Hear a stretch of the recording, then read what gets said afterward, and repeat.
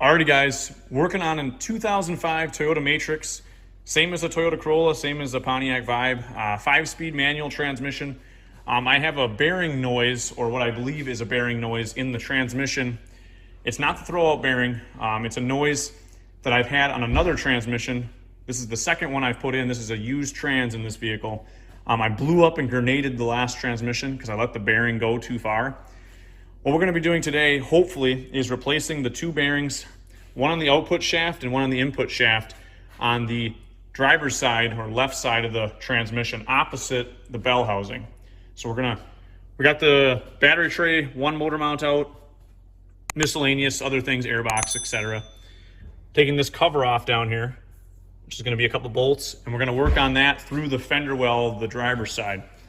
So we got to take the shield out yet, and then we'll get access to that cover and get that cover off, and I'll show you guys what we're working with. We got some special pullers.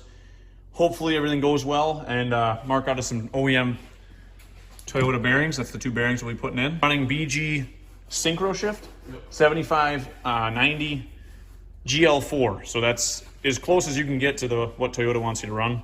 Other guys are running Redline MT90. That's good stuff too. But we're gonna get this part further, and then I'll show you guys what we're working with when we get in there, and hopefully we can extract those bearings.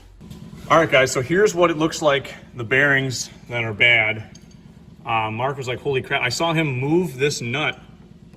You guys can see the amount of play in that bearing. That's the countershaft bearing. That's the common failure on the 03 to 05s. This is an 03 transmission. So we had to use a puller on the synchro for 5th gear. That assembly gets pulled off, and then we used a bearing puller like this to pull off this gear here. We grab onto the lip of that and you lift that off. So that's how we got those off. We got to take our other 5/8 clip off now. We'll probably do that after we get the bearing plate out, which is a 12 millimeter. And those are Loctited, guys, so a lot of blue Loctite. So we'll get that off, and then we'll get that snap ring out. Well guys, bearings are extracted. Countershaft and input shaft bearing is removed. Old bearings are here. This would be the countershaft with the big shoulder. That's the input shaft. What we did is we popped the plastic cages out. We basically just broke them with a flat blade screwdriver. And then we used a puller like this.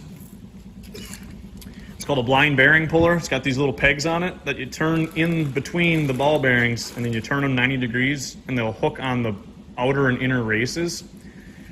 And we use that. This is basically a $35 puller on Amazon is what I bought, this kit right there. I'll leave a link in the description if you guys want a puller like that. It's super handy. We used a a heat gun to heat up the outer diameter of that bearing to help ease it off the shaft. What we have to help us in aiding on the install is going to be InstaFreeze. It's like refrigerant in a can. That'll freeze the shaft to like -60, and then we'll heat up the inner race a little bit with a heat gun or something to get it a little bit warmer, and then we just got to drive it in.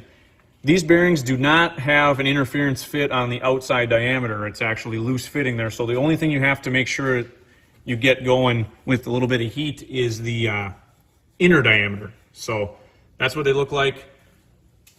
See the shafts, no damage on those. So we're just going to clean up the gasket surfaces now that we have everything off. I'm going to scrape that off there. Mark's working on the cover. We'll probably just use a thin layer of like Amabond or RTV or something. And we'll just glue that back on after we're done. So here's all the parts that we got out. And like I said, we got a brand new nut for the countershaft when we put that back on. But at least bearing removal was a success. We just got to get it back in there, and should be golden. New bearings are installed. The bearing retainer is back on. Don't forget to put your 5/8 clip in this input shaft after the bearing is in. This bearing we pressed on basically until it bottomed out. We used the old light bulb trick, buddy. Yep, the light bulb. The light bulb is over there on that little lamp. And we heated the bearing inner race with that, and we used our freeze spray, freeze the shafts. I didn't have my tripod, otherwise I would have showed you guys the process there, but I pretty much explained it. That's what you got to do. And then put your big snap rings, the bearing retainer snap rings in, obviously before you put this plate back on. Blue Loctite on these fasteners, tighten them up, probably 18, 20 foot-pounds of torque. Now we got to put the gears back on. Probably going to be a little bit. An eighth works for a pretty good driver to get over the shafts. Shaft and right onto the collar of the bearing. Yep, so we used light tapping. I mean, Mark never really raised even just his wrist just to tap them in.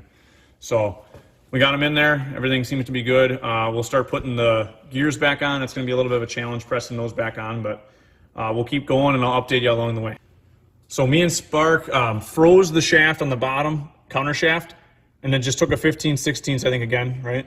Or was it an inch and an eighth? Inch and an eighth. Socket, deep impact socket. And then 27. Tap that gear on. Obviously the collar shoulder point is out, and then we put a new nut on here. Now we're going to put the input shaft gear on. First goes the spacer. There's a little thin aluminum spacer behind there. Oop. Obviously your E-ring or whatever you want to call it, and then your needle bearings are inside of that piloting, and that whole assembly will just kind of happily go on. Let me put the bearings. It's got a lot. Oh yeah. You know, you got to kind of, because they're helical. yeah. They're not straight cuts. Let me just push those little needle bearings in, and then we put our synchronizer and 5th gear mechanism on. I feel comfortable down here. Yep. We saw a wide spline, but we honestly we can't see anything different in the splines, so we're just gonna push her on a little bit, and I'll watch it as the brass synchro is butting up with the mating gear. We'll kind of watch it, make sure it's happy, and we'll just go for the home run there. So, alrighty guys, got this pressed back on. You can see brass synchronizer. Get you in here. That's got wiggle. That's normal. We put our clip back in. You want to press that down as far as you can until it bottoms out, basically, and then that clip groove will be exposed. Don't forget to put this snap ring back in on the little keys on the shift mechanism situation there. You got all those back in. We're looking up a torque spec on this nut here currently, so we'll see if we'll either jam a penny or something in here, or possibly with it being in gear, it might hold it. So that's all back together. Like I said, just don't forget that spacer behind here, and then obviously your needle bearing, and then that brass synchronizer, putting that on, just making sure that it's 1,200 foot-pounds? Yeah. Oh yeah, dude, 100%. It says 87. Yep, that sounds right. 87 foot-pounds it looks like, guys, on that big nut there. We replaced it and we'll stake it after we're done. But we're gonna keep going. We got this surface cleaned up. We're gonna brake clean it, and then we'll put sealant on the cover and bolt that on.